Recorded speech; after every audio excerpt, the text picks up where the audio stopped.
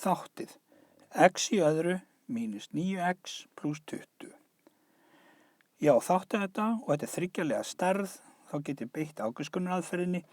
Það er að segja að setja þetta upp í 2 sviga og að því að 1x í öðru veldi hérna fremst, þá er ég alveg öruggur að hér verður 1x í öðru svigunum og 1x í hinum, þessi hvítu x hérna.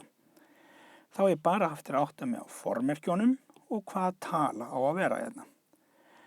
Nú, hér er plús fyrir framan 20 og af því að það er plús þá er ég öruggur að það er annarkvort plús og plús eða mínus og mínus. Það formerki sem ákveður hvort á að vera plús eða mínus í þessum báðum svigunum er þetta formerki hér. Hér stendur mínus og þá er ég öruggur að báðir svigarnir eru með mínus en ekki plús. Ok, þá er bara hvað tala á að koma hérna.